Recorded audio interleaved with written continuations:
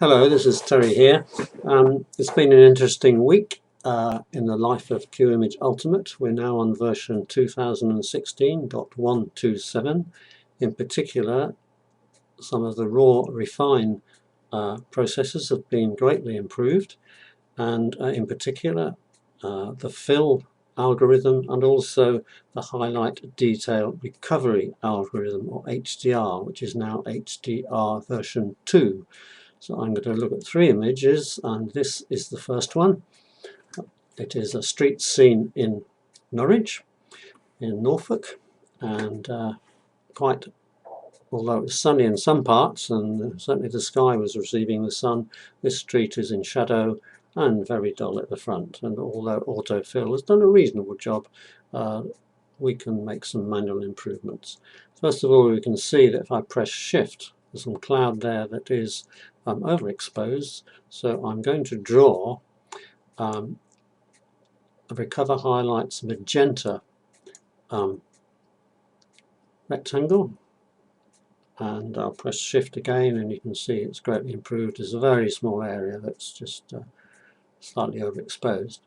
So, but we need to improve this shadow detail, especially in the foreground here, and I'm going to push the fill up and see what happens. So I'm going to go up here and go right as far as I can, I think, perhaps just back down to 19, just about there, I think. All this looks quite reasonable now, but we've lost the detail in this dramatic sky, so I'm going to push the HDR slider up and see how far we've got to go. So I'm going right up like that, the details coming back in that sky, and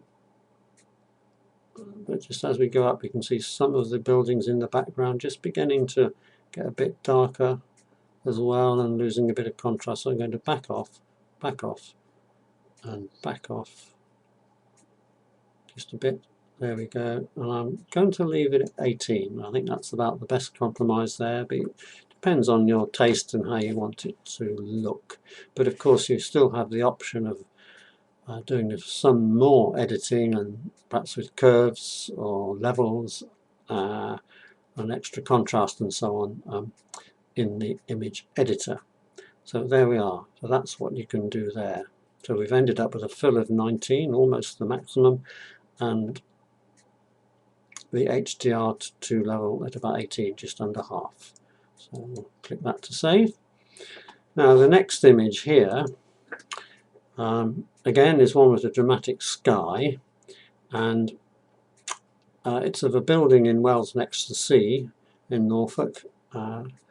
It's an old warehouse building now converted into apartments, and this part here actually overhangs the harbour, which you can't see. But we can press Shift again, and we can just see there's a bit of highlight overexposed there. Actually, and this time I'm just going to use a blue rectangle, a small blue rectangle over a bright area. It should recover it fairly well. Yes, so we've just left with a tiny little bit there, which is hardly noticeable. And if I read it, you see it's really only hardly overexposed. It's still within 255 on the RGB numbers. So I'm going to push the fill up here and get this detail a bit better. So I'm going to push that up and see how we got to 8 now, 9, and just a little bit more. Well, I think 11 is about right. This is showing reasonably clearly, this brickwork.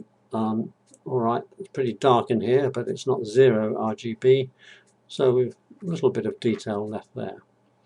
But again, you see we have lost a little bit in the sky with contrast and reduced the drama of it. So again, I'm going to push up the HDR slider and just see where we get to, see how far we go. So keep going up. If I go much further, you'll see this piece sticking out here. This here starts to get darker. So if you go too far, if I just push it up, you'll see that's extreme, but it gets far too dark. So I'm going to back right down. I think to about 18. I think I had it at. Here we go. Click one click, back to 18. Okay, so I've got the drama back in the sky. Press shift, a little tiny bit there, but it's nothing, that small amount. But just a little trick here. There is smart color available in the raw refine, and if I tick smart color, it just gives that little boost, and it makes this area and the brickwork of this old building just stand out.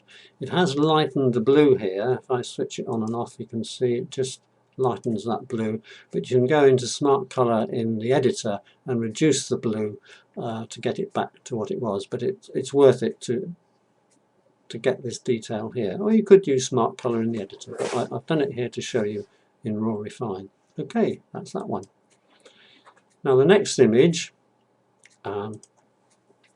is an autumn image taken at Batsford Arboretum in Gloucestershire, and it's a golden coloured tree next to a lake with a lovely reflection. However, the reflection is quite dark. It's a very high contrast scene. The lake in shadow and the top of the tree in full sunshine, with a nice blue sky behind. Well, if I click shift, you see there are some areas that are tending to be overexposed, so I'm going to draw a magenta rectangle around that area just to improve that. So it just, you can see it just made it that little bit darker overall, so it's even made that worse. But however, we come to the rescue with the fill slider and push that up, and we see, go too far you start losing contrast in some of the background grass, but I think around, for my taste, about 17 is about right. Now press shift again, we've gone back again to that situation, so I'm just going to push this up a bit.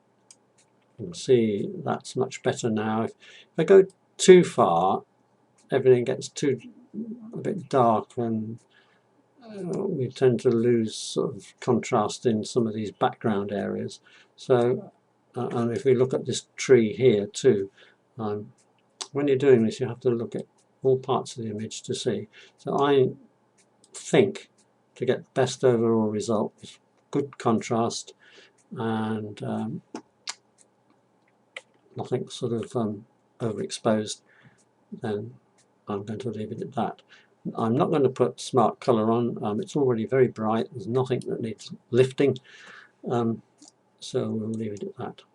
So I hope you found that interesting and useful to watch, and I would encourage you to try various images that perhaps you found difficult to get right in the past from raw refine. Go at them again and you'll find it much easier to get a good result. Thanks for watching.